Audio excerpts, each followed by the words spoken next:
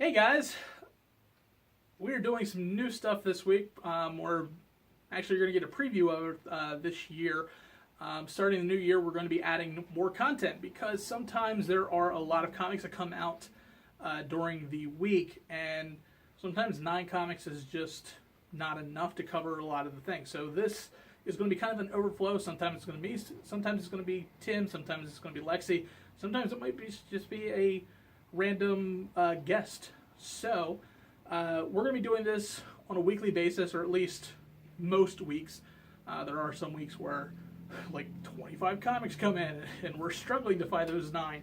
But then there are other weeks like this where there's literally like nearly 70 titles that came out this week. So there's some stuff that we always cover on a weekly basis. And this is just kind of some of the other titles that might be popping in. So we are going to be doing Supergirl Being Super.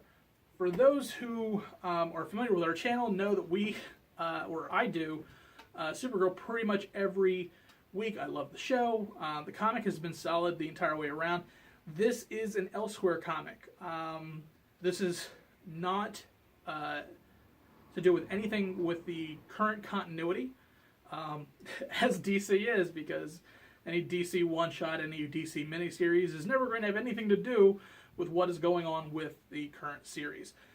But this is written by Mariko Tamaki. For those who don't know who Mariko Tamaki is, this is a book that Al is the guy who runs his store, highly recommends. It's called This One Summer, and it was written by Mariko Tamaki with, I think, her sister. But just to give you an idea of where that's coming from, she is the writer for this comic, and Jolene Jones, for those who are fans of Tim, who read our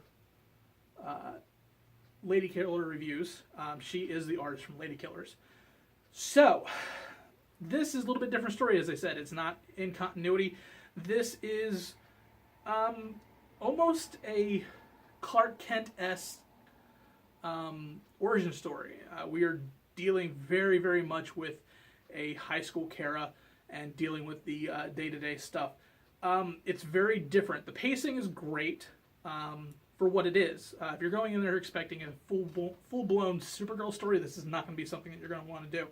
But if you're looking for one that is more high school-based or more kind of down-to-earth, grounded base, this is definitely that comic. It wasn't my comic. It's not something I really like. But the writing was so well done that it kept me into the story. And that says a lot, because 2 pages in, I knew where it was going to be going, and I was not thrilled. But again, the writing was very solid on this book. The art is beautifully done.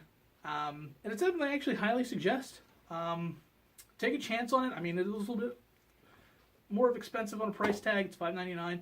But it's worth it. If you are a fan of Supergirl, if you're a fan of just really good writing, or if you happen to have read This One Summer, then you might really like this book. So take a chance on it, and we'll see you guys next week.